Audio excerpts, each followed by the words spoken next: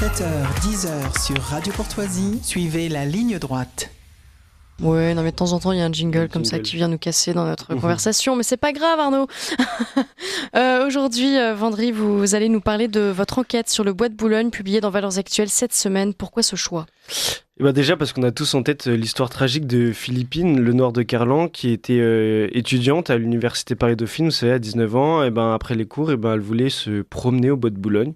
Et elle a croisé la route de Tao, un Marocain sous OQTF qui l'a violé, il est récidiviste, et tué.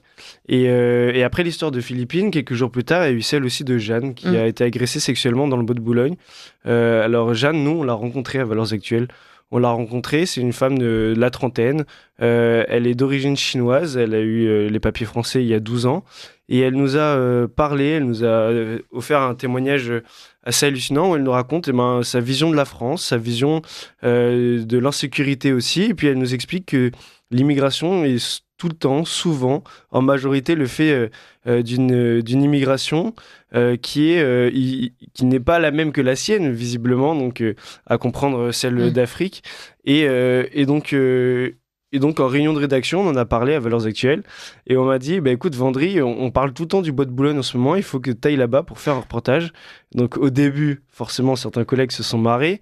Mais moi, j'étais assez content d'y aller parce qu'en fait, j'allais pouvoir réussir à relever certains défis et certaines réalités.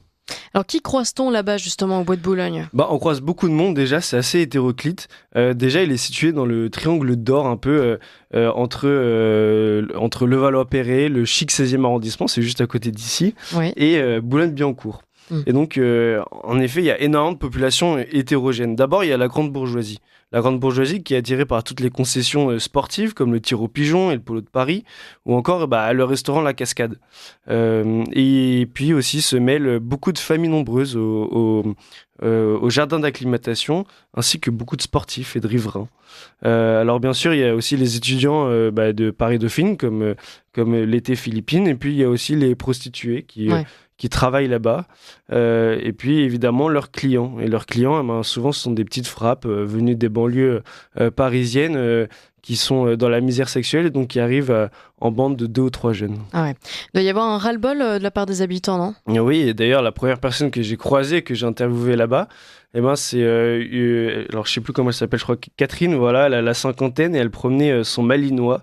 Et elle m'explique, c'est une catastrophe ce bois, les promeneurs de chiens sont désespérés, on ne croise que des drogués qui laissent leurs excréments, ce qui rend les chiens malades. Oh.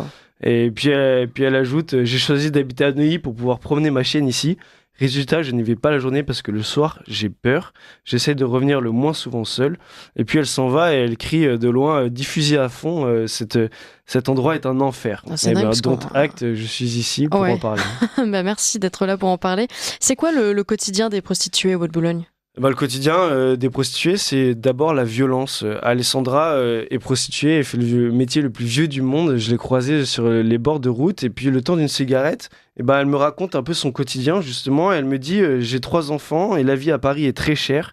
Je fais ce travail pour survivre. Les tarifs, c'est 30 ou 40 euros la passe.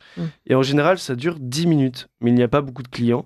Je préfère travailler de jour, entre 13h et 19h, parce que la nuit, on ne voit pas les visages et il y a souvent des clients qui veulent consommer gratuitement. Donc ils nous frappent et en plus, il y a souvent des bagarres entre certains clients et ceux qui travaillent pour les filles. Et puis là, alors qu'on continue de discuter, il y a 2 hommes qui s'approchent et qui interrompent la conversation. L'un d'eux est intéressé, elle négocie, jette son mégot sur le sol et suit son client. Puis elle se retourne vers nous et elle esquisse un sourire. J'y vais, merci d'avoir discuté avec moi. En un instant, la voilà disparue dans l'obscurité du bois.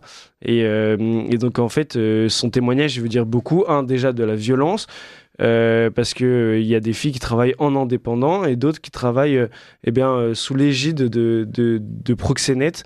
Et en réalité, c'est un peu comme une mafia. On voit énormément d'hommes qui surveillent de près les prostituées. On imagine que ces hommes qui sont en trottinette électrique et qui les surveillent et surveillent les clients travaillent aussi sous l'égide d'un proxénète. Ouais. Alors il nous reste peu de temps, mais vous avez terminé ce reportage en beauté, Vendry Kerpel. Qu'est-ce qui s'est passé ? Eh oui, alors qu'il était 19h et que je m'apprêtais à rédiger mon article pour Valeurs Actuelles et que la nuit commençait à tomber sur le bois de Boulogne, on a du mal à voir un peu le bout des chemins.